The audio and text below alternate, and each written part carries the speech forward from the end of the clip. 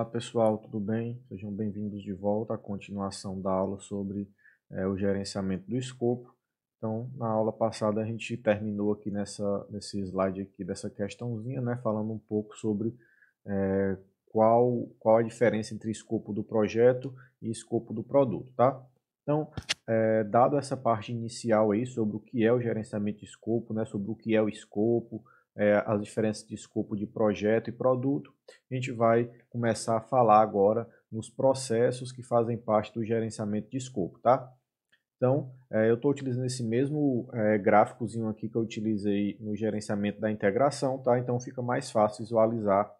Reparem que a gente tem aqui, né, as fases de iniciação, de planejamento, execução, encerramento e monitoramento e controle, assim como a gente tinha, né, no gerenciamento anterior. E agora a gente tem também os processos aqui, né? Então a gente tem o processo coletar os requisitos, definir o escopo e criar a EAP, e esses três processos que fazem parte do gerenciamento de escopo, eles são executados aqui na fase de planejamento, tá? E também tem o processo de verificar escopo e controlar o escopo, que são feitos na fase de monitoramento e controle, tá certo? Então, a depender de cada processo, ele pode se encaixar em alguma dessas fases, tá? Então, alguns tipos de gerenciamento vão estar na execução, outros no encerramento, outros no monitoramento e controle, e assim por diante, tá bom? Então agora a gente vai falar um pouquinho, né, sobre o que é cada esse processo de forma bem resumida e depois a gente vai aprofundar cada um deles, tá? Então o processo de coletar os requisitos é aquele processo de definição e documentação das necessidades das partes interessadas para alcançar os objetivos do projeto. Então, é aqui que é definido o que é que vai ter ou não ter no produto, né? Quais são os requisitos que o produto deve atender, né? Então, essa parte da definição, ela vai ficar aqui na parte dos requisitos, tá? Descrição do produto, né? Que objetiva alcançar os objetivos do projeto. O outro processo, o processo de definir o escopo, ele é o processo de desenvolvimento de uma descrição mais detalhada do projeto e do produto. Então, esse processo aqui vai ser um dos mais trabalhosos, né? Porque aqui você vai ter que fazer a descrição detalhada, né, das características do projeto e das características do produto. Porém, se você não fizer uma coleta de requisitos bem feita, você não vai conseguir avançar muito aqui no processo de definir o escopo, porque definir o escopo está altamente acoplado aqui à qualidade dos requisitos que são definidos aqui na etapa de coletar os requisitos, tá certo? O próximo processo é o de criar a EAP, né? A EAP é a estrutura analítica do projeto, e esse é o processo de subdivisão das entregas e do trabalho do projeto em componentes menores e mais facilmente gerenciáveis. Então é nesse processo aqui que você vai ter o destrinchamento, né, das atividades que precisam ser executadas para que o projeto seja concluído, né? Quando eu falo atividade, eu estou querendo me referir a uma atividade bem geral, tá? Bem de alto nível, que na verdade seria mais como uma entrega, tá? Então aqui você vai definir o que é que vai ser entregue para o projeto. E a partir dessa entrega, né, o último componente em cima da EAP, que vai ser a entrega, você vai definir várias atividades. Então essas atividades que você vai definir, elas vão se agregar para compor uma das entregas que é definida aqui na EAP, tá bom? O outro processo de verificar o escopo é o processo de formalização da aceitação das entregas terminadas do projeto. Então aqui vai se verificar se o que foi entregue, né, se o que vai ser aceito está de acordo com o que foi planejado, né? E na parte de controlar o escopo é o processo de monitoramento do progresso do escopo do projeto e também escopo do produto e o gerenciamento das mudanças feitas na linha de base do escopo. Então, essa parte do acompanhamento, né, da verificação se tudo está sendo feito de forma correta, se está de acordo com o planejado, é feito aí nos processos de verificar e controlar o escopo na fase aí de monitoramento e controle. O processo de coletar os requisitos, tá? Agora a gente vai começar a detalhar esse primeiro aqui, né, que é o processo de coletar os requisitos, tá bom? Para esse processo ser executado, né, ele vai precisar de algumas entradas, né, que são os documentos que vão ser utilizados por ele, né, os artefatos. Além disso, além dessas entradas, ele também vai precisar utilizar algumas ferramentas e técnicas para poder processar essas entradas e gerar a saída desejada desse processo. Então, todos os processos eles vão seguir essa montagenzinha aqui, né? Vão ter algumas entradas, que vão ser alguns dos artefatos selecionados do projeto. Vai ter o processo vai fazer uso de ferramentas e ou técnicas, e então vai gerar as saídas necessárias, desejadas desse processo, tá bom? Nesse caso específico de coletar os requisitos, as entradas são o termo de abertura e o registro das partes interessadas, né? Então, feito isso, você vai poder utilizar algumas ferramentas e técnicas como entrevistas com o usuário para poder coletar os requisitos, entrevista com o cliente, né? Entrevista com os analistas, etc. Você vai poder fazer reuniões, entrevistas de uma forma geral para fazer a coleta correta dos requisitos. Além das entrevistas, né, você também pode fazer dinâmicas de grupo, então você pode agregar aí mais informação, né, do que foi coletado na entrevista. Então, tanto a entrevista como as dinâmicas de grupo, elas são técnicas, né? Então, são técnicas que você está utilizando para tentar fazer o que é o objetivo principal aí do processo de coletar os requisitos. Você também pode fazer uso de questionários, né, de pesquisas, fazer uso de observações e também de protótipos, tá? E outras técnicas ou ferramentas aí que possam ser úteis, tá? Aqui é só um pequeno exemplo do que pode ser usado no processo de coletar os requisitos. E como saída desse processo, você vai ter aí a documentação dos requisitos, artefato que vai ser utilizado por outros processos dentro do gerenciamento. Você também vai ter a matriz de rastreabilidade, onde você vai conseguir identificar a relação dos requisitos com os usuários também. Você vai ter o plano de gerenciamento dos requisitos. Então, essas são as 3 saídas aí do processo coletar os requisitos. Esse processo ele é responsável também por definir e documentar as funções e funcionalidades do produto e do projeto que são necessárias para atender às expectativas das partes interessadas, né? Quem são as partes interessadas, pessoal? São lá os stakeholders, né? São os clientes, né? São os patrocinadores e quem mais tiver interesse na concretização desse projeto. Aqui tenta detalhar um pouco o que eu já tinha falado para vocês, né, sobre a importância dos requisitos, né, a importância dessa fase de coletar os requisitos, que mesmo já sendo explorada aí há muitos anos, ela continua ainda tendo diversos desafios a serem melhorados e reduzir aí a quantidade de projetos fracassados, principalmente pela coleta incorreta ou incompleta dos requisitos de software. Então, foi feita uma pesquisa em mais de 350 empresas sobre os seus mais de 8.000 projetos de software e 30% dos projetos foram cancelados. Tá? Então, dos projetos concluídos, somente 9% foram entregues dentro do prazo e do valor estimado. Então, vejam que a taxa de fracasso ela é muito alta e a taxa de acertos, digamos assim, né? Acertos por quê? Porque ele planejou um determinado prazo e um valor para ser utilizado no projeto e isso foi alcançado de forma correta, né? Ou seja, foi entregue dentro do prazo e dentro do valor estimado, somente a quantidade de 9% dos 8.000 projetos entrevistados, tá? Então isso é um valor muito alto, tá? Isso foi uma pesquisa de 94, tá? Teve uma mais recente, se eu não me engano, em 2008 ou 2010, e esse número ainda foi pior ainda, né? A taxa de fracasso aí ainda foi aí perto dos 50%, e a taxa dos que foram entregues no prazo, ela também subiu um pouquinho, né? Mas em compensação também tivemos uma taxa de fracasso maior. Então teve uma taxa de fracasso maior, mas em compensação, os projetos eles não eram entregues dentro do prazo e do valor, mas eles eram entregues também, tá certo?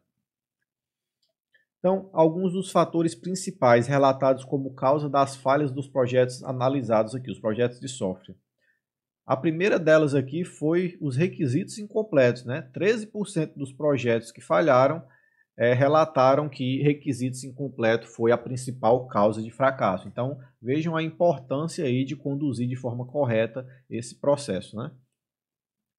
Outra atividade foi a falta de envolvimento por parte do usuário, né? Então, o usuário ele quer o projeto, mas ele não tem tempo para se dedicar às entrevistas, né? Há algumas outras técnicas aí que são utilizadas no processo de coletar os requisitos. Então, ele não participava ativamente disso. Consequentemente, os desenvolvedores, os analistas não conseguiam entender, né, o que era o real problema do usuário e não conseguiam resolver um problema que eles não entendiam. Então, consequentemente, isso levava o projeto ao fracasso, tá? O outro aqui foi a falta de recursos, né, mas é uma coisa que não está atrelada ao processo de coletar os requisitos. Expectativas não realistas também não está atrelado. Falta de apoio dos executivos também não está atrelado. E aí temos aí novamente outro processo que está atrelado, que são as modificações nos requisitos e nas especificações. Então vejam que esse primeiro aqui e esse último estão diretamente relacionados ao processo de coletar os requisitos e essa falta de envolvimento do usuário está relacionada de forma indireta também, tá? Então, se você juntar aí requisitos incompletos com modificação dos requisitos nas especificações, você já tem aí que essa parte de coletar os requisitos é uma parte essencial no projeto e que está causando o fracasso em diversos projetos de software. Sobre as ferramentas e técnicas que a gente falou anteriormente, né, o que é uma entrevista, né? A entrevista é aquele meio formal ou informal de se descobrir informações das partes interessadas através de conversas diretas, né? Ela normalmente é feita através de perguntas preparadas ou espontâneas e do registro das respostas. A outra técnica que é a dinâmica em grupo, né? As dinâmicas de grupo elas unem as partes interessadas e os especialistas no assunto para tentar aprender a respeito das expectativas e atitudes sobre um determinado produto, serviço ou resultado proposto, tá? Então aqui você tem uma forma de coletar informações, né? Aqui você tem outra, tá? E elas podem ser complementares, tá? Você não precisa escolher utilizar uma ou utilizar outra, você pode utilizar as duas. Então, um moderador treinado ele guia o grupo através de uma discussão interativa, né, planejada para ser mais informal do que uma entrevista individual. Então, a entrevista ela tem esse caráter mais formal, né? É somente você, a outra pessoa. Pode ter pessoas que não se sintam bem na entrevista, mas já na dinâmica de grupo ela consegue se expressar melhor, né? Então, é um sinal de que elas devem ser utilizadas em grupo, essas duas técnicas aí, tá certo? Você também tem as técnicas de criatividade em grupo, né? E muitas das atividades em grupo elas podem ser organizadas para tentar identificar os requisitos, né? Dentre elas a gente tem aí a de brainstorm, né? Que é amplamente utilizada aí em diversos projetos. O brainstorm é uma técnica usada para gerar e coletar múltiplas ideias relacionadas aos requisitos do projeto e do produto, né? Então, no brainstorm, você começa discutindo, né, sobre as possíveis soluções para um problema e você tem algumas regrinhas, né, como não interromper o colega, como não dizer que a ideia é ruim, né, aceitar as ideias e depois somente disso aqui fazer uma análise, né? Então, o brainstorm tem essas vantagens aí de que as pessoas conseguem se expressar melhor e muitas vezes surgem boas ideias que até então não tinham sido cogitadas, né, por conta de serem mais diferentes das que eram utilizadas até então. Já a técnica de grupo nominal, né, ela é uma técnica usada para ampliar o brainstorm, adicionando um processo de votação para tentar ordenar as melhores ideias e as levando para um brainstorm adicional ou priorização. Então, você primeiro faz o brainstorm, né, sem fazer restrições de ideias, e depois, com essa técnica de grupo nominal, você consegue selecionar as melhores ideias de acordo com os participantes do brainstorm, né? Também tem a técnica de Delphi, né, que é onde um seleto grupo de especialistas responde a alguns questionários e fornece alguns comentários a respeito das respostas de cada rodada de coleta de requisitos, e isso também permite você avançar na ideação aí sobre os requisitos do software. Você também pode fazer uso de mapas mentais, né, que são ideias criadas através de brainstorm individuais e são então consolidadas num único mapa mental que reflete a existência de atributos comuns e diferenças de entendimento, além de gerar novas ideias.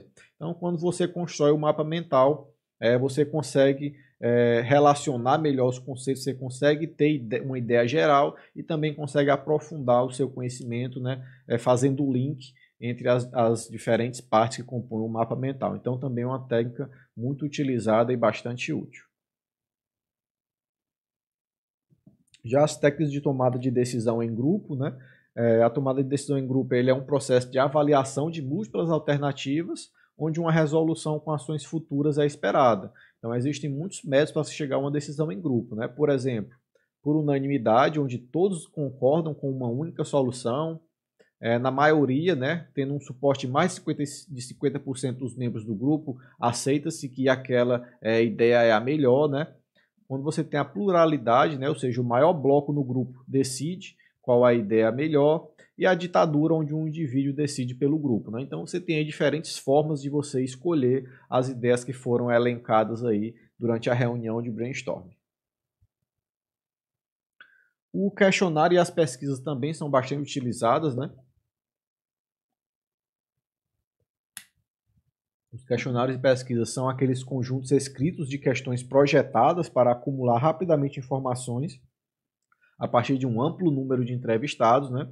E as observações, elas fornecem uma maneira direta de se examinar indivíduos em seu ambiente, como eles desempenham o seu trabalho ou tarefas e executam o processo.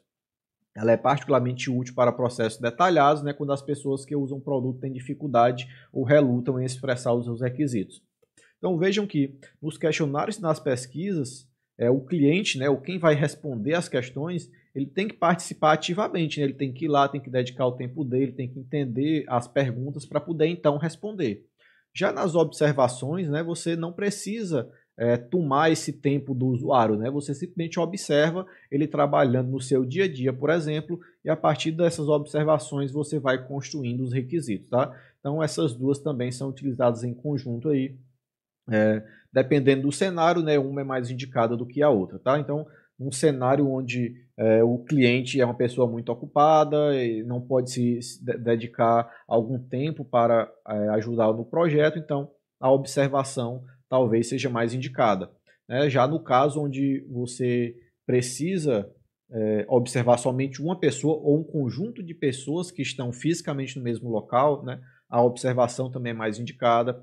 Agora, já se você quer avaliar, né, uma grande quantidade de pessoas que estão geograficamente distribuídas, por exemplo, então o questionário e as pesquisas são mais indicados, porque a partir daí você também consegue ter uma análise quantitativa, né? Você consegue avaliar as respostas e gerar algumas estatísticas aí a partir dos dados, enquanto nas observações é uma abordagem mais qualitativa, né? Você não tem tantos resultados numéricos, mas você tem também muitas anotações que são convertidas aí para os requisitos.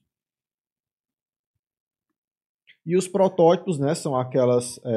você construir um protótipo é um método para se obter respostas iniciais sobre os requisitos através de um modelo funcional do produto esperado antes de construí-lo, né? Então o protótipo ele auxilia que você consiga gerar uma ideia que você já tem do produto e perguntar ao usuário se realmente é aquilo que ele quer, né? Então o protótipo auxilia bastante nos usuários que não conseguem expressar, né, o que é realmente que eles querem ou não conseguem se expressar de forma correta ou bem detalhada, então o protótipo auxilia bastante nessa etapa, tá? Já que os protótipos são tangíveis, né?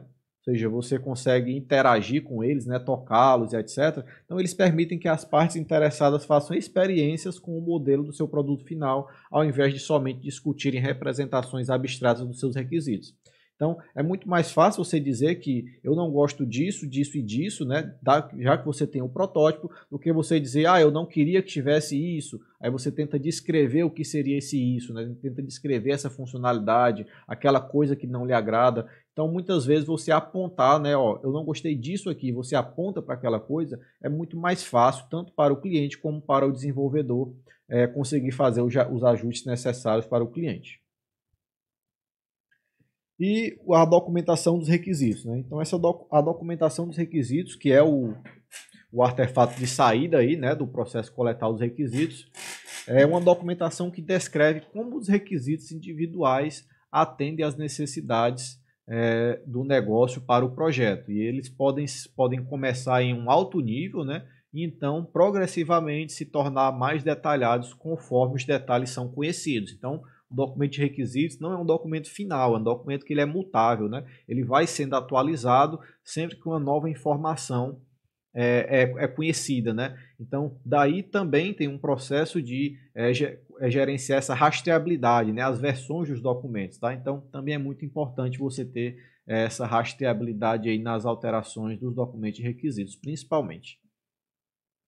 Então, antes das linhas de base serem estabelecidas, os requisitos eles devem ser não ambíguos, né? Ou seja, eles devem ser mensuráveis e passíveis de teste, devem ser também investigáveis, completos, consistentes e aceitáveis para as principais partes interessadas. Então vejam que é muita restrição para você ter um bom requisito, é muito difícil você conseguir ter requisitos não ambíguos, né? 100% não ambíguos, investigáveis, completos, consistentes, etc. Então é difícil você ter isso. Ainda mais quando é uma coisa que você não consegue mensurar, né? Então, se você não consegue mensurar quão bom é um requisito, por exemplo, fica difícil você garantir que ele é mensurável, né? Então, essa dificuldade aí que você tem também na coleta dos requisitos.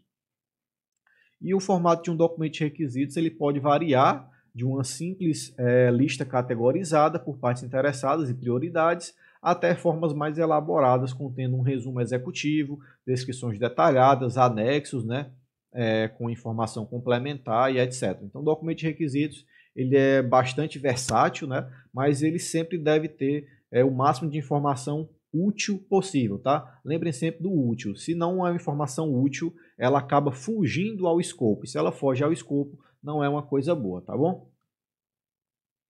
Esse aqui é um exemplo, tá, de um documento de requisitos, bem simples, onde você tem aí no primeiro tópico a introdução, aí você tem o objetivo do documento, né, o escopo do documento de forma bem resumida, né, para que é que serve aquele projeto, aquele produto, o que é que ele abrange, o que é que ele não abrange, né, tudo bem de alto nível, tá?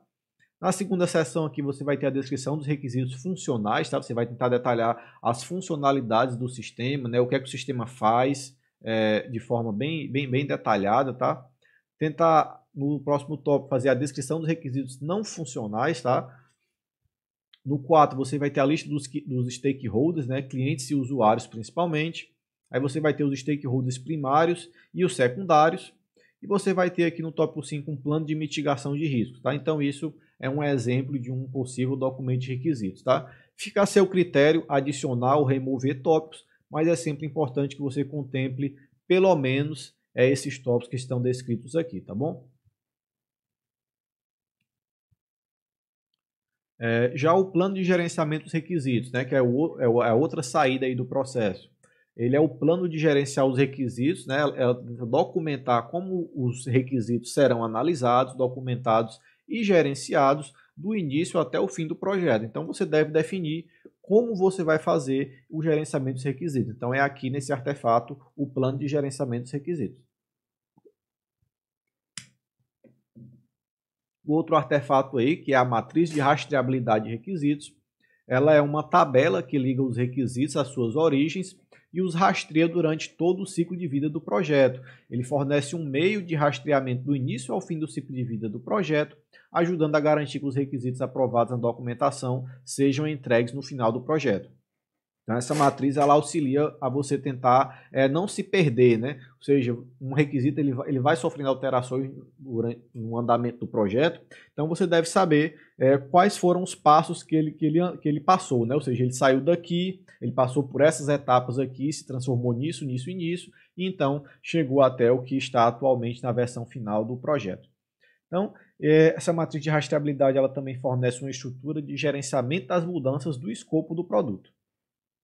Isso aqui é um exemplo de matriz de rastreabilidade, né? Onde você tem a relação aqui do requisito 1 com os demais requisitos. O requisito 2 ele está relacionado com o requisito 4, mas não especifica qual é essa relação, né? A matriz, mas você pode ter uma descrição aqui embaixo dizendo qual a relação que o requisito 2 tem com o 4, qual a relação que o requisito 3 tem com o 1, né? Que o 4 tem com o 3, etc. Então, assim você consegue ver quais requisitos estão relacionados, sem você precisar ler todos os requisitos, toda vez que você quiser fazer uma análise para saber quais requisitos estão relacionados. Daí você pode juntar os requisitos, né, ou separar em mais de um requisito.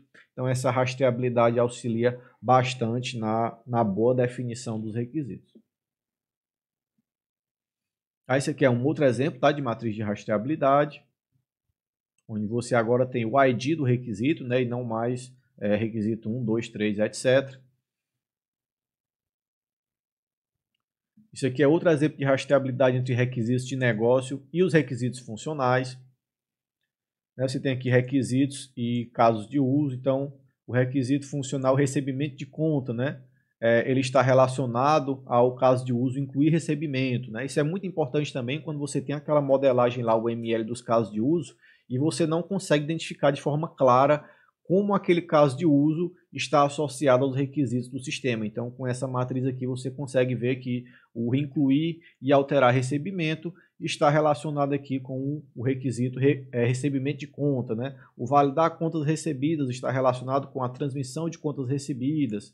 O transmissão de depósitos está relacionado com o caso de uso conciliar contas, tá? Então isso auxilia bastante ao melhor entendimento aí e melhor definição dos requisitos do seu projeto. E um exercíciozinho, pessoal, que fica aí para vocês fazerem em casa, é você tentar começar a criar, né? Começar a pensar em como seria um documento de requisitos para um determinado sistema, tá? Então, imagine aí um projeto que vocês querem tirar do papel e tentem começar a escrever quais são os requisitos desse sistema, utilizando lá os tópicos que estão no slide 23, tá? Então, imaginem como seria esse projeto, como vocês vão construir esse projeto e já comecem aí a construir o documento de requisitos do sistema, tá bom? Bem, eu vou encerrar essa aula por aqui, que ela já ficou mais longa do que o que eu queria, tá? Então, no próximo vídeo aí a gente continua falando do próximo processo, que é o processo de definir o escopo, tá bom? Obrigado, pessoal. Tchau, tchau e até a próxima.